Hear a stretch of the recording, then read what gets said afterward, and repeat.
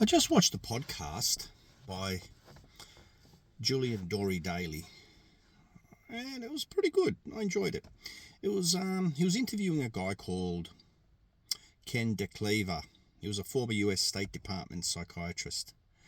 Now, they were just talking about him being in other countries and that, and the only thing, one of the things, not the only thing, one of the things I really pick with Americans is their failure to see their failings, right? Now, we've been hearing a lot of Iran's financial difficulties because of how bad their mismanagement is on how they run their country,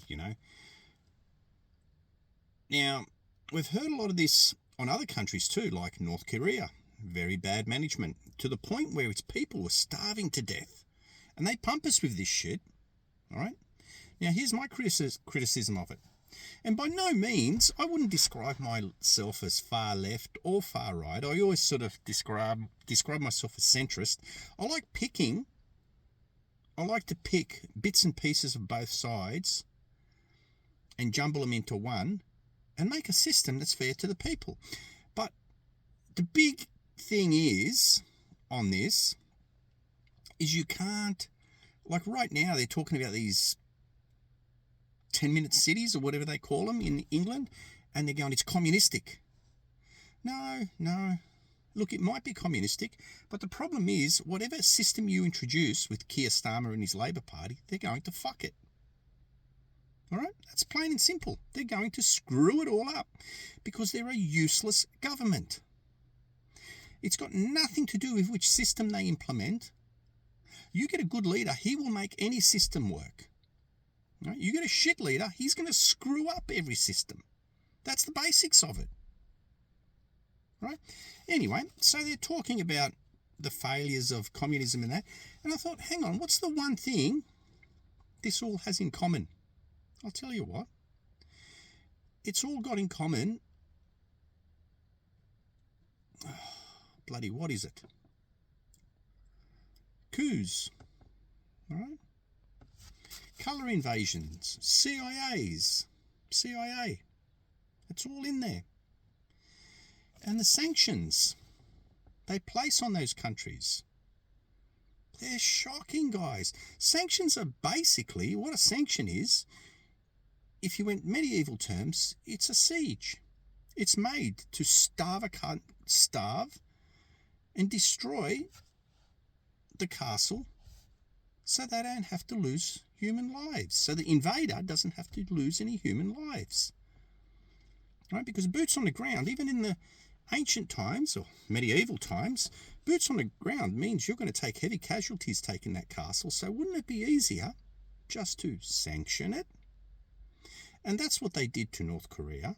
The Americans, that's right. So now my point is, wouldn't you consider this a war crime? What they did to the North Koreans, the starvation, the killing of the people, which they blame the communists on, mind you. Is that a war crime? No. Now, these guys, when they talk, especially when you hear Americans talk, they tend to not see their own problems. They see everyone else's problems. Right? The United States of America has done that well in convincing its own people that they are the good guys. Right? And they've got the right to do as they wish, which means that includes the invasion of other countries, the sanctions of other countries, to the point where they've even got in the act, in law now, that if The Hague picks up American soldiers and trials them on war crimes, they've got the right to enter The Hague and get their troops out of there. Because it's almost like they're unpunishable. I still remember, like I've been following the Ukraine, the Russians call it the special military operation. Actually, the Russians weren't even involved. I was following the war in Ukraine since about 2014, since the beginning. Since when I seen American diplomats on the street in Maidan, the Maidan coup, all right, handing out sandwiches and drinks to the people, egging them on. But it seems like either people just started watching when the Russians invaded on the special military operation, right? That's a complete forget about that. Oh, my neighbour putting the bin away.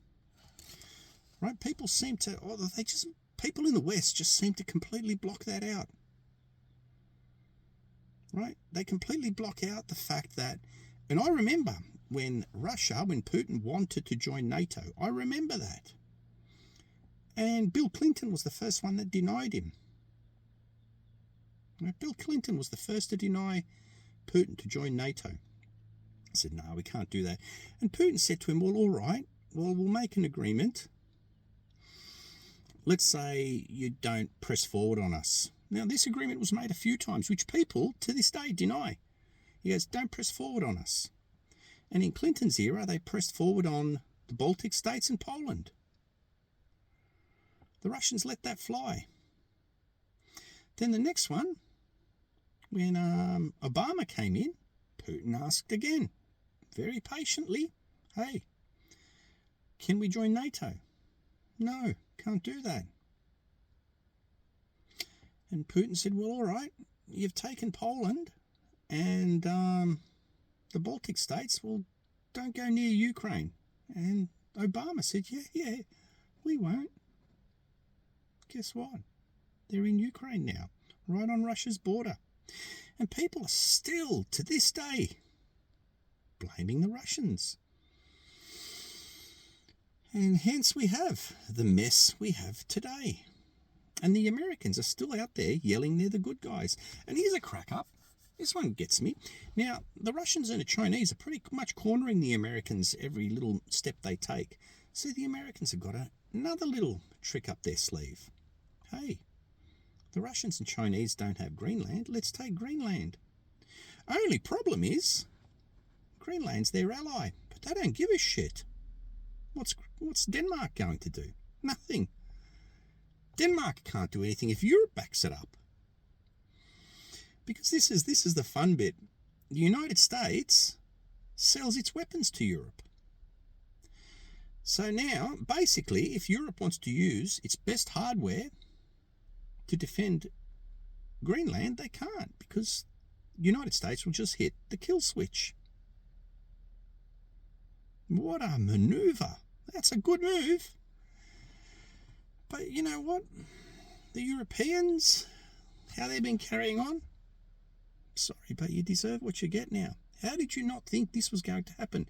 This is a part of a diplomat's job, a politician's job, to see ahead. But right now, we have got that useless leaders on the planet that they don't see shit. And hence, we're in the mess that we have today. All right, guys, you all take it easy, and we'll catch up, chat soon.